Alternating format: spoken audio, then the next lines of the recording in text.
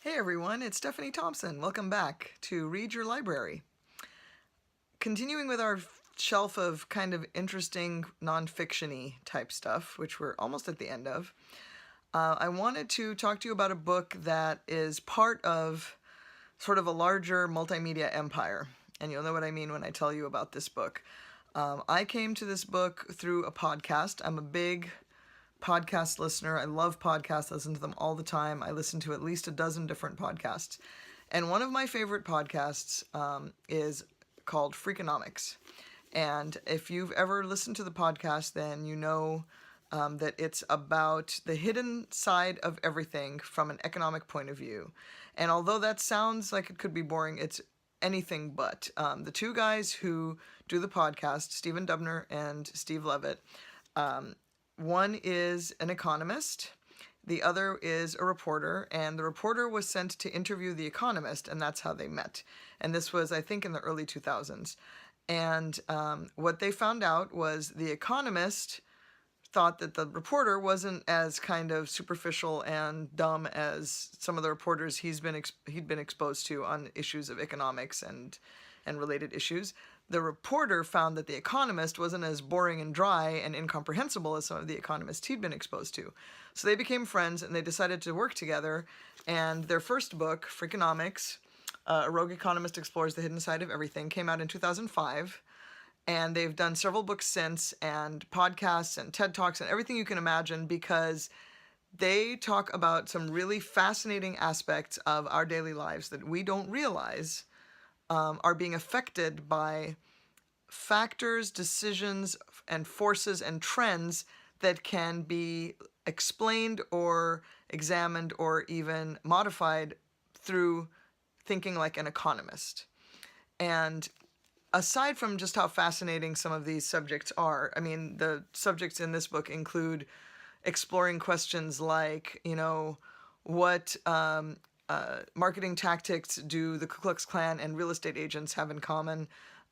Why do drug dealers who make tons of money still live with their mothers? Lots of different quirky things that you think, what does that have to do with anything? And then you read about it, and they use theories and ideas based in economics to explain and research these interesting questions about our daily lives. Some of it is a little dated because this is a book that's more than 10 years old now, but as I say, there have been more recent books that they've worked on, and their podcast is still on, so you can listen to it anytime, and they cover a wide variety of topics.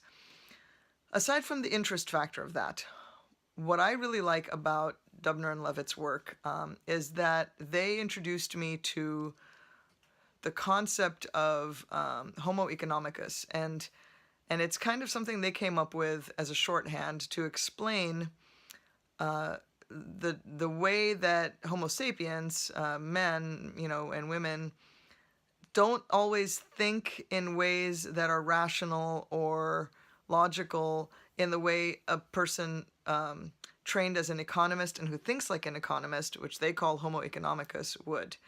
And they explore the ways that might be a better way to approach things, what its flaws are, what its advantages are. And they use economic theory like the theory of sunk cost and that sort of thing to apply to daily life. It sounds very wonky, but they do it in a way that's really simple to understand. They explain it in very human terms. They answer questions, and it's always fascinating. One example, very, very simple example I can give is waiting in line for something. I'm sure, like me, you have often been in a long line, and at some point you say to yourself, okay, is it worth it to stay in this line? How much longer is it going to take for me to get to what I need and want? How long have I been here already? How much do I want to do the thing or get the thing I'm in line for? And there's an economic theory to address this very problem, and it's the theory of sunk cost.